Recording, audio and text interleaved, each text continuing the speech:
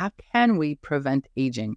Is it in a cream or a pill, or is it from within? And what do we actually mean by aging? Do we mean staying young, or do we mean preventing disease?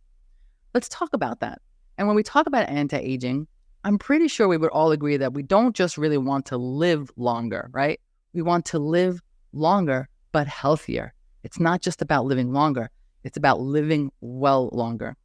If I told you that you could live an extra 20 years, but it would be bedridden with a feeding tube, obviously that's not what you want, right? When we talk about anti-aging, we're talking about living well longer. It's not about how many years, it's about how many good years. And when we talk about feeling young or looking young, what we're really talking about is not getting sick or deteriorated. When you think of yourself 20 years from now, what do you see yourself doing? Do you want to be able to keep up with your children and grandchildren? Do you want to be able to keep traveling and enjoying your life? Or do you want to be in a nursing home? Obviously, I'm assuming the answer is the first part. So how exactly do we do that? How can we live longer and live better? That's what we're going to talk about today. Thanks to modern medicine, we are all living longer. But before I jump in, I always want to let you know how to reach me and my team. Wherever you are, type the word change, and it lets my team know that you want our show notes, and then we'll send them to you because I write this all out. It takes me hours to do it every week, believe it or not. And I do not use ChatGPT. I actually use this. If you're watching us on YouTube, don't forget to like and subscribe. And if you're listening on the podcast, hi, hope you enjoy doing your chores. And let's see, I'm wearing blue today. My hair always looks fabulous. And I always wear the stethoscope my wife gave me because it's good luck. Podcast, wherever you are, don't forget to follow us on Instagram because we're funny. And if this is a topic that appeals to you or maybe someone else, share this with the people that you love so they can become game changers in their life. And in case you don't know who I am, my name is Dr. INFLAMMAGING. Everyone calls me E. And I invented the new method where we empower people to realize that their symptoms are not in their head because you always knew there was a better way. And let's start talking about living longer, but living better. Debating is saying, I'm looking sideways because we're actually living a little less longer than we used to, but that's not the point today. So we're living longer, but we're also sicker than ever. In the US, we have the highest number of preventable diseases. We have the highest number of preventable dysfunction and disability. And yet we have the most advanced medicine and our population is sicker than ever. And that's why we need to talk about two terms. We need to talk about lifespan, and then we need to introduce a new term, which is health span. Lifespan is how long you live, and health span is how long you stay healthy. Lifespan is often predetermined by genes, but health span is determined by us. Our health span is determined by things we have control over to a certain extent. 90% of our health status is determined by the things we are exposed to.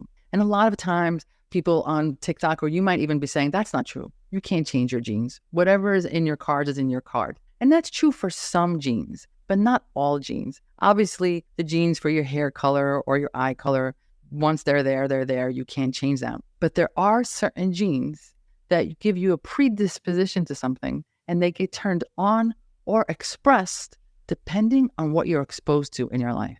A lot of people have been taught that if mom had heart disease or dad had diabetes or Alzheimer's, that you're definitely going to get it in the cards for you, but it doesn't have to be.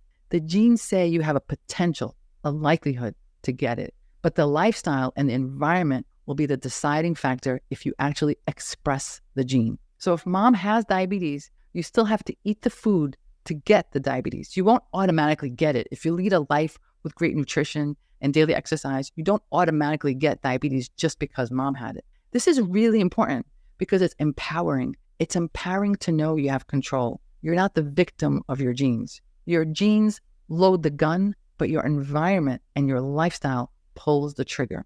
So focusing on your environment, your nutrition, what you're exposed to is the key part of keeping yourself healthy. And of course, that's what we're going to focus on today. Now, you might say, why isn't this something that my medical provider tells me about? Why isn't this spoken about? And that's because, and I say this over and over again, but in medical school, nursing school, PA school, we learn about diseases. Everything in the medical system is designed to help us once we're sick. It starts from sickness and on. We never learn what we need to do to prevent disease or to optimize health. That's where functional medicine excels. It's not alternative medicine, by the way. When people say you practice alternative medicine, no, it's not alternative. It uses all the conventional medicine tools and standards. The main difference is that conventional medicine starts at the abnormality, starts at the disease, at the dysfunction. Functional medicine starts at pre-disease. What happened in the first place to get the person sick? In functional medicine, we know that heart disease, Alzheimer's, diabetes are just the end result of years of issues like inflammation.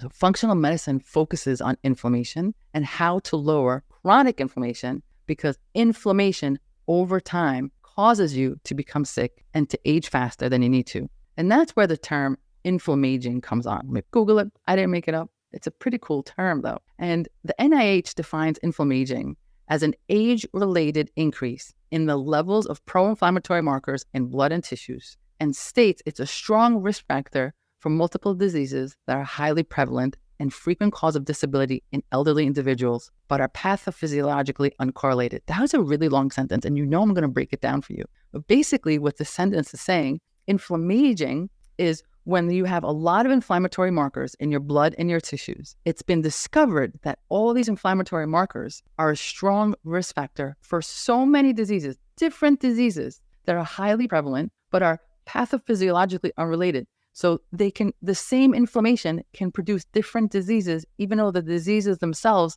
seem unrelated. So the bottom line is, if you want to stay healthy, if you want to stay young, if you want to live a long time, if you want to feel good, if you want to avoid the chronic disease of aging, you need to focus on inflammation, because inflammation causes disease and it causes what we associate with aging. Inflammation is what's creating all these chronic diseases and poor health. You may see autoimmune diseases, cancer, heart disease, diabetes, obesity, dementia as diseases, but in reality, they're just the end result of years of uncontrolled inflammation. And this is so important because we always think that the causes of death is what we see at the end, the heart disease, the cancer, the diabetes, the Alzheimer's, but they're just the downstream consequences of imbalances in our biology and years of inflammation, things we can do something about. Inflammation over time will express different diseases for different people depending on their genes. So again, you may have the genetic predisposition for a disease, but the inflammation that you bring onto your life from your lifestyle choices is what will turn those genes on and express the disease. So the same lifestyle in one person will create diabetes, and in the next person might create an autoimmune issue, and the next person it might create heart disease. So it's the same inflammation, but whatever genes you have will be expressed when you have exposed to that inflammation. So when we have someone who's sick or unwell, we shouldn't just say, hey, how do I treat this disease? We have to say, how did this person have inflammation in the first place? What caused the inflammation in the first place? What is in their environment that's causing this inflammation? Is it their food, lack of sleep? Is there a stressful event? Are they exposed to a chemical? Do they have an infection? The first piece is to understand that disease and aging are a result of inflammation. And the second piece is figuring out what's causing the inflammation. Now, I just want to say, when I say inflammation is important. Good, acute inflammation. It's a part of the immune system's response to an outside insult, whether it's a bacteria, a virus, or an injury. And you want to have a good, quick inflammatory response to fight off the attack. We need to be able to turn that inflammation off. When the attack is over, inflammation has to shut off. Inflammaging is when we have this low levels, chronic inflammation in the body. It's like a smoldering burn that predisposes us towards more rapid aging. Inflammation causes a lot of things. I'm just going to say some general statements because there's one I want to focus on. So it causes cytokines, which damage your cells. It also affects your mitochondria, which is the powerhouse of the cell. I don't want to spend time on those two right now, but there's another really cool fact of what inflammation does. And inflammation causes us to create something called zombie cells. The technical term is senescent cells, but zombie cells sound so much scarier, so we're going to use the word zombie cells. Again, I didn't invent it. It already exists. So let me explain to you what zombie cells are and how they affect our aging. So all cells in our body have an expiration date, and when they hit their expiration date, they die. It's a process called apoptosis. It's supposed to happen. The body then uses some of the parts to make new cells, and some of the parts just get flushed out. This is the normal life cycle of a cell. However, some cells don't get the message, and they get messed up by inflammation, and instead of spontaneously dying, They just kind of hang out and they stay at the party way past their welcome. Don't be one of those people. These are called senescent cells or zombie cells because they're not functioning properly, but they're also not dying. In between state, they're producing more inflammation. So inflammation creates the zombie cells, and then the zombie cells create more inflammation, which can now create more zombie cells. To quote Dr. Nathan Lebresseur, and I'm sorry if I'm pronouncing it wrong because I don't actually know him personally, of the Mayo Clinic, it's like moldy fruit in a bowl that affects the fruit near it. Once you have it, it just creates more and more damage. So when I say reducing inflammation, it's about lowering the damage of inflammation in general, as well as on the mitochondria, but it's also about stopping these zombie cells. And all this talk, I hope it's clear, it's not about trying to find the fountain of youth. It's not about staying young forever. It's about getting old without being sick. And if you're already sick, and you may not be able to reverse depending what illness you have, but you can stop it from further deteriorating and, possibly depending what you have, maybe reversing, but at the very least, let's stop it from getting worse. So the question is going to be, got it? Inflammation, disease, aging, got it. Zombie cells, I'm scared. But how do we reduce inflammation and stop inflammaging? And of course, the general answer is always going to be what you eat, how you sleep, how you move, your stress. But let's dig a little deeper. Always, always, always, I might sound like a broken record, but eventually you're going to believe me. The first is your gut. The function and the balance of your digestive system and your microbiome is always the first system we have to look at. Because the most important thing is to change our diet. If you're eating the standard American diet, it's got to go. Ultra-processed foods, high sugar, high refined starches, full of chemicals and additives and pesticides and artificial flavors and colorings. It's causing inflammation with every bite. So I know I talk about stomach each time, but each time it's for something else. Sometimes it's about your skin. Sometimes it's about your brain. Today, it's about inflammation. I need you to understand that it always starts here. And another thing, whether you want to hear it or not, gluten in this country is a huge inflammatory food. I know some of you might roll your eyes, but probably not if you're already listening to me. You're in the vortex. The problem is that the majority of wheat grown in the U.S. tends to be what's called hard red wheat, high in protein content, mostly in gluten. And this is why some people, not celiac, true celiac can't eat gluten no matter what. But some people who are non-celiac gluten sensitive, when they go to different countries, sometimes they are able to eat things that have wheat in them, things that have gluten, does not have as much gluten in there. Figured I should tell you why that happens. Dairy is another big one. Sorry, I know we all love ice cream. I get it. But it creates inflammation, overproduction of mucus, acne, skin issues, gut issues. In fact, my wife just told me this morning that there was a big dermatological symposium. This is kind of off the mark here, but dermatology symposium where they finally discovered that what happens in your gut can affect your skin, psoriasis, acne, rosacea. So it took them until 23 to figure this out. But you know what? I'm glad that they're here. So awesome. Anyway, let me get back on track. Sugar, it's a huge factor in inflammation. It creates inflammation in the body. And not only does it create inflammation, but eating too much sugar, you get insulin resistance, which I'll talk about in a moment, actually creates what we call visceral fat, fat that surrounds the organs. We don't want that because what does that do? Produces more inflammation. So that's the stuff you need to remove, right? The sugar, the dairy, the standard American diet. But people often ask me, what do I need to include? What does it look like to have an anti-inflammatory diet? Here are the basics. You have to have a colorful plate. Color from the phytochemicals and plant food, not from, yellow dye number 5. You need the deep reds, the blues, the purples, the oranges, the yellows, the greens. Look at your plate. You should have colors. If your plate has colors, you are eating powerful medicine that reduces inflammation.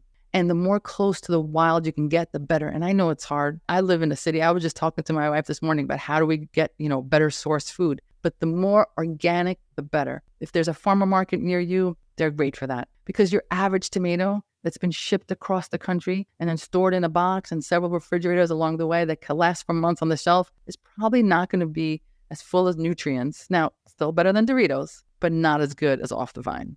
I always go to Doritos. I don't know why. I don't even like them that much. I always mention them. Anyway, when you're eating meat, consider pasture-raised animals or grass-fed meat. All meat is not the same. We know that grass-fed animals, pasture-raised animals are very different than conventional. We know from studies that if you have conventional meat, you'll raise inflammation. But if you have more wilder, pasture-raised or grass-fed meat, it'll lower inflammation because the animals themselves have less inflammation because they're eating better food. When we talk about gut health, we always have to mention the bacteria living there. So make sure you're also having prebiotic food, probiotic food. Prebiotic food is just different fibers you can get that feed the probiotics. You get it from artichokes, asparagus, plantains, super important. And then the probiotic foods are kimchi, sauerkraut, pickles, tempeh.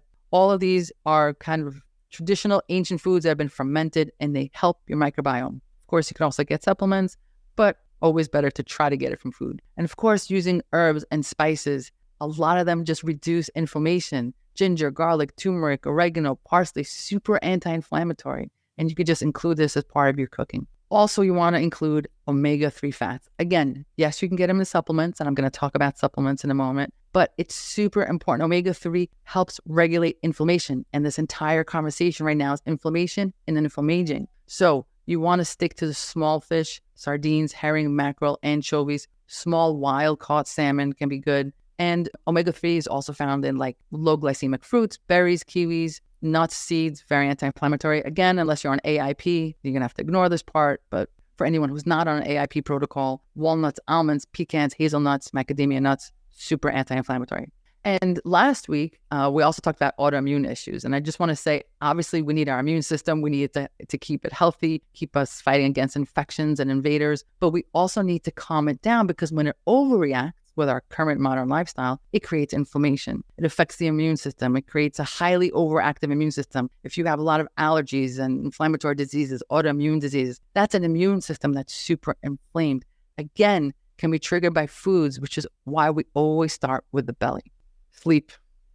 I'm not going to talk a lot about sleep because I did a whole episode on it, but you need to sleep. There's no point in eating all these nuts and all these probiotics and prebiotics if you're getting 2 hours of sleep in. You have to sleep 7 to 9 hours, solid hours, because you need time to rest and recover. Watch the episode. I go into it deeply about why sleep is so important. And I always say, you can't be out here eating gluten-free ice and not sleeping. It's not going to work out for you. Movement, exercise is hugely anti-inflammatory. Not if you over-exercise. So please don't run out and join the next CrossFit extravaganza. But if you exercise enough, extravaganza, whatever, it worked.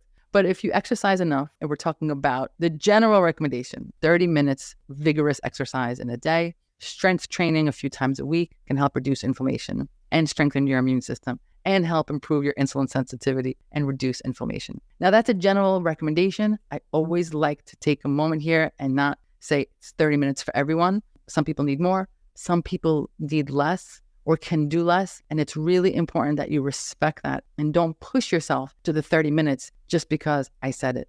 In fact, shout out to one of our game changers. She is currently measuring her movement in driveways, meaning she could walk to the end of the driveway and back. And last time we spoke, she was up to 3 driveways. If you're listening, I'm proud of you. Can't wait to hear how many driveways you're up to. So whatever it takes, whatever your movement looks like, just move. And of course, we also have to focus on managing our stress. We like to ignore that, like it's not important, but it's important. It actually creates inflammation in your body. When we're stressed, we produce inflammation. We create stress molecules. It's not just a mind thing. It's actually in your body. And I know we can't avoid stress. I'm not telling you to let it all go. We have to get done what we need to get done, but we need to learn how to regulate the stress, regulate our cortisol levels. We need to learn how to master our minds, master our diets. We can exercise, we can sleep, we do all those things. But if you don't get your mindset straight, unless you get your thinking straight, you're going to just keep generating a lot of stress in your body, which is going to age you rapidly.